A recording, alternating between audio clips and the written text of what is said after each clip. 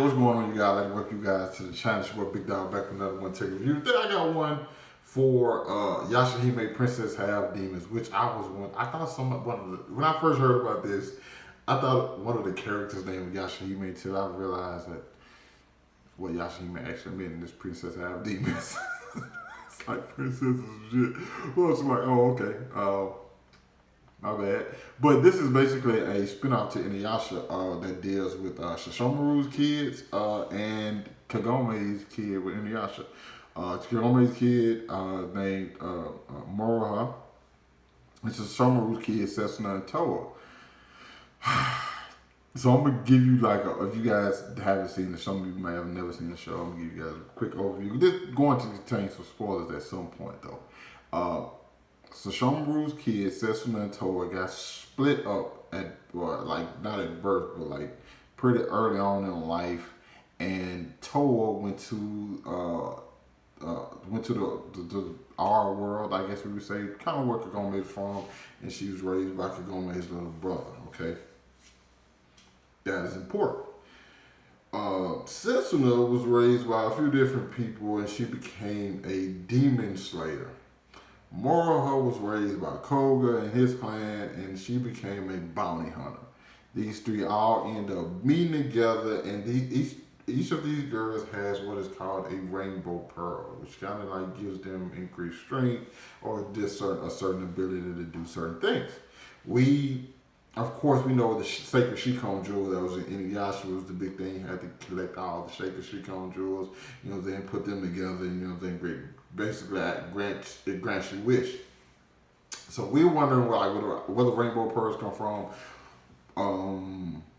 who created them, what are they used for? If you get all of them together, not only we asking that, we kind of wondering hey, where the hell is Kagome and Inuyasha? Why does Moroha not know nothing about them? Not only that, we're wondering, hey, where the hell is the Shomaru and Ren? There are a lot of questions that you get to asking yourself when you're watching the show, and to be honest, some of those questions get answered, but at the same time, they don't do nothing but open up another box of questions for you, because you go right back into it, just okay, where was this person?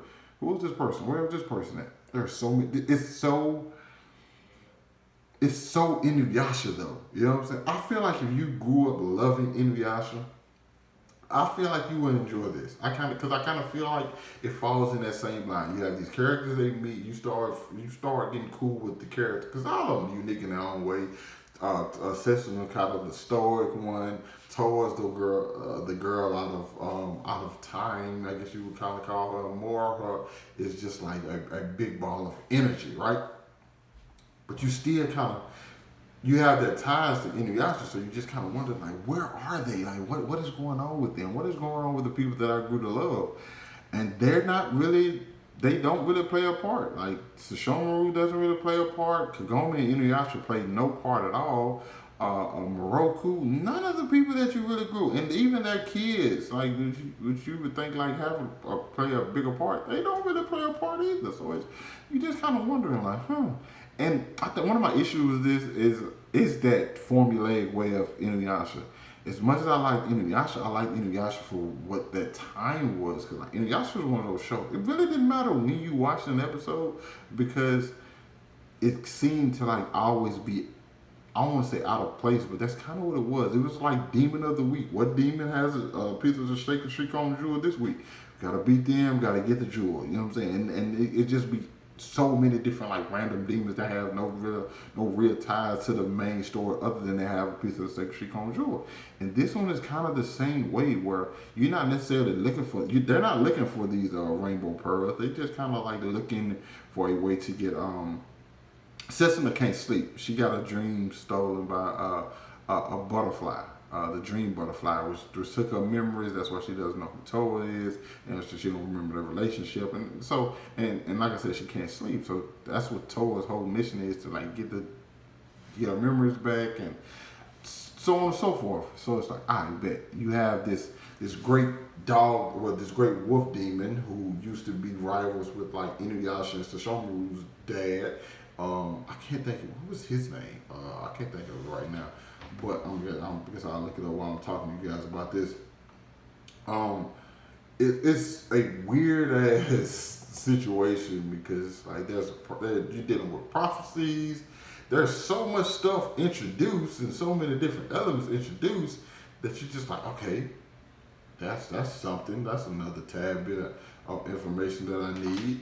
Um, but it doesn't really go anywhere. It has no real payoff because the first season in a way feels like a setup. It kind of feels like it's setting up towards something else, and it's like, all right, because by the end of it, there aren't many questions answered, and there aren't a lot of like things resolved. Don't get me wrong. I think this the season finale for this show is fantastic, but one of the problems I had with it was too many things were loose. Like, we had what episodes that felt like filler, but they were in like typical fashion of Inuyasha that could have been like that weren't needed. We could have I kind of wish they would have like tightened up the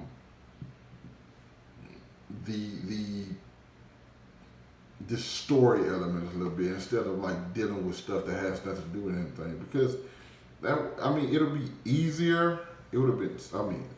Gosh, would have been so much easier just to like focus on certain things, but it doesn't really.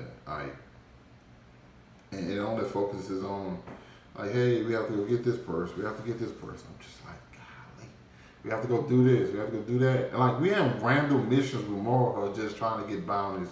You're like, why does she need a bounty? Like, oh, she got sold to somebody. She has to pay them back. How can you sell your? How can somebody else sell you? Like, were you a slave Moroha? Like, it's just so many different weird things. It's just like. Well, then like it kind of gets toward the end where it starts to try to like tighten things up and things are just like, okay, but they still introduce this wheel of fate or destiny or something like that. You have Kinemaru, who's the big bad of this whole thing. He's not really a bad guy. You kind of wonder like, what's his goal? You have his sister who has another goal. You have this guy Riku who has a goal, and then like by the end of it, nothing's actually solved whatsoever. Once again, I think the season finale was phenomenal, but you have no real solution to anything. Nothing comes of it. You just have people in places now that are like, you like, okay, well, I know what season 2 is kind of going to be about. I still don't have answers for it. Like, and that's what it felt. It does feel like, okay, you know this is a season 1 or something. But I think the biggest issue with the show just in general is like, can we tighten stuff up? Like, what is this piece of information? Where are they? Who are you? Why are you here? It's just, I just needed to tighten up and just have a focused storyline and just follow that. Because it has enough stuff for it. Like, obviously, like, there are 6 different, like, okay, for example, history of Kinemaru, his relationship with Shishomaru, Zero's relationship with Inuyasha's dad. We see Shishomaru's mother for the first time. I think the first time. To my recollection, this is the first time we were seeing his mother. Her whole thing she has a relationship with people. The Rainbow Pearls, what are they going to do now? You know what I'm saying? If you've seen the finale, you know what I mean. There's just so many different elements. Like, what is Shishomaru? Does Shishomaru want his kids? What's happened to Rin? What the hell happened to Inuyasha and Kagome? Why is Moroku not more involved? There's so many different things that you just kind of wonder. You just left like,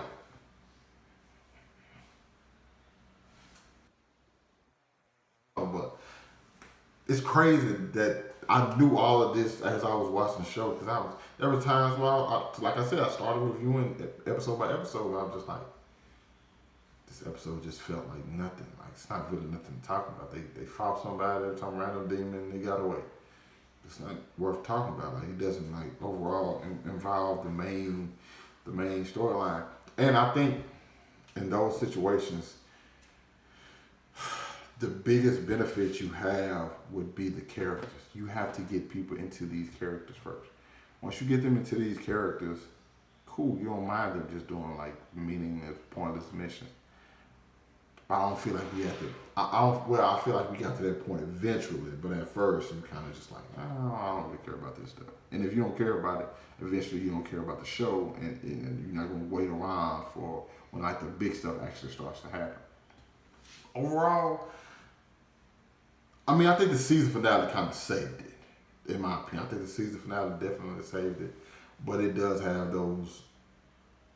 I think it needs to grow with the times. You know what I'm saying? You don't want to like, But then again, if it's like a kid or something who's watching who's not really paying attention to like storyline, like a young girl or something, or a young dude who just like enjoys these characters, I don't think you would mind as much. But somebody older, you kind of want a little bit more, especially when like the fights aren't just super great or anything like that. So you just kind of want a little bit more, especially and when I'm tied to like the other characters, like tighten up the story just a little bit and stop introducing so many different things before others are solved, or just like answer some questions, like give me something.